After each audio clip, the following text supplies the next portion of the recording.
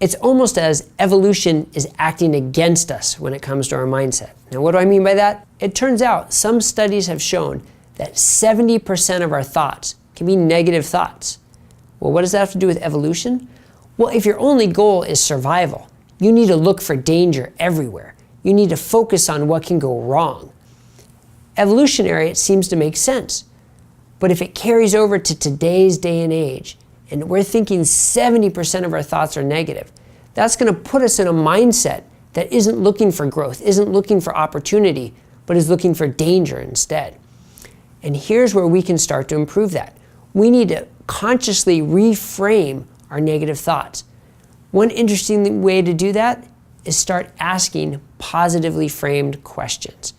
This is a common tool in behavioral science. You don't even have to answer the questions. Just start asking the questions.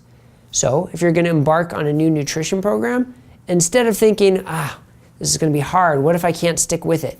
What if people see me as a failure if I can't do it? Just ask the positive question. This could be great. What if this really works out for me? What if people see how well I'm doing and it motivates them to do it as well?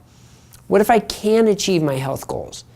Just start asking the positive question. And over time, you do retrain your brain to get rid of those 70% negative thoughts and start moving that towards more positive thoughts. This might seem kind of strange at first, and that makes sense because if right now most of our thoughts are negative, it's going to seem strange to start asking all these positive questions. But keep doing it. Look for opportunities to reframe it and ask the positive questions. Remember, you don't have to answer the question. Just start asking them in a positive way. One way to really help improve your mindset is start from the moment you wake up. It's called setting your intention for the day. How many times do you wake up and the first thing you do is you check your emails or you check your to-do list, you start thinking about all the things you need to do for the day, and already maybe your shoulders crunch up a little bit, you start to get a little tight in the head, you start thinking about everything you have to do. Well, before you get to that point, I want you to take 2 deep, slow breaths and think of your intention for the day. And it can be a variety of different things. Your intention could be to solve that problem at work that you've been working on. Your intention could be to be there with your kids and connect with them more. Your intention could be to really stick with your health program today and make sure you get your exercise in. Whatever your intention is, frame it in a positive way. Get your day started from the beginning in a positive way. And you'll see over time that it extrapolates to the rest of your day. But you have to start from the moment you wake up because it's so powerful, that first emotion and those first thoughts you feel. Set your intention for the day the moment you wake up. Another thing that's very helpful is setting a daily reminder. Having a daily activity to remind you of your goal. I'll warn you, this one can also be a little awkward at first, but you get used to it. And here's what it is. You pick some sort of an action. For my wife, it was just bending over and touching her toes. For me, it was doing a very slow sit-up. For others, it's looking in the mirror and repeating a mantra. Whatever it is, if you can do one activity, as simple as that, every single day to remind yourself of your goals, it's going to help you set your intention, it's going to help you with your mindset throughout the rest of the day, and help remind you that you can succeed on your path. But here's the other part. It's not just doing the activity, it's celebrating it. It's realizing that you can do this.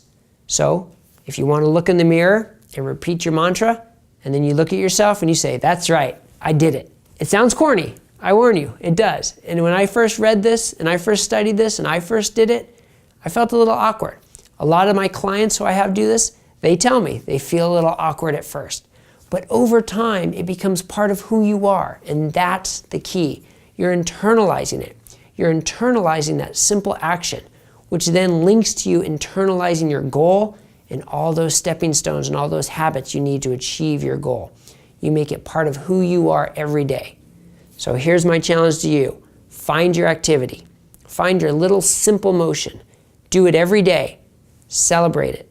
Do it for 2 weeks and see how over time and helps you get in the right mindset to achieve your goals. Another tip you can use is actually having an accountability calendar. And what do I mean by that? You have a calendar where you have some sort of notation on how you did that day. for your sleep, your nutrition, your exercise, your stress management, for all of those health activities. You have a calendar where you write down whether you did a good job, you didn't do such a good job, and be specific about it.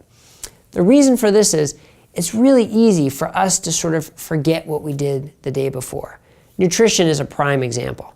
You're at work, you had a company potluck, you ate way too many sweets, and then all of a sudden Saturday comes around and you're at a kid's birthday party and there's cake there, so you have some cake.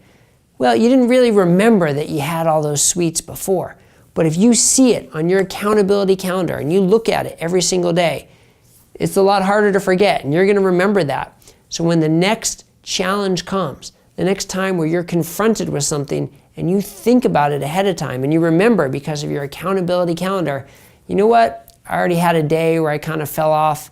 I better be better now, and I better stick with the program now.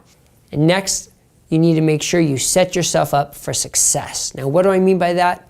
Well, a lot of people think of willpower as sort of this limitless supply, and you either have it or you don't.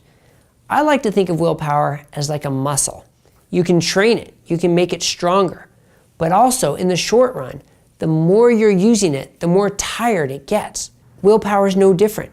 So the more you're making decisions throughout the day, the more you're trying to be in control, the more tired that muscle can get. So when do people frequently lapse in their willpower? At the end of the day, where you've already used it up and made so many decisions. That's when it's important to set yourself up for success. Know the areas where you're most challenged. So for a lot of people, that's after dinner, when the sweets are available in the kitchen, or you just want to sit on the couch. You have to make reminders available to you to remind you to get up and move, to remind you to get out of the kitchen, to remind you that you don't need any more food because your nourishment is taken care of. Your willpower may not be able to do it when it's tired and fatigued, but by setting yourself up for success and having those reminders available, you increase your chance of succeeding. So remember, when it comes to your health, your mindset can be your most important tool.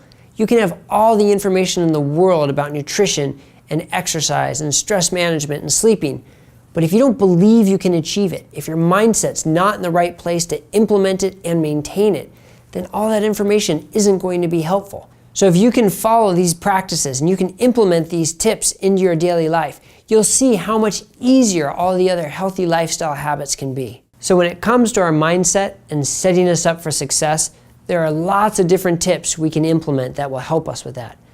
First is identifying if we're on the growth or the fixed mindset and find ways to help us inch towards that growth mindset.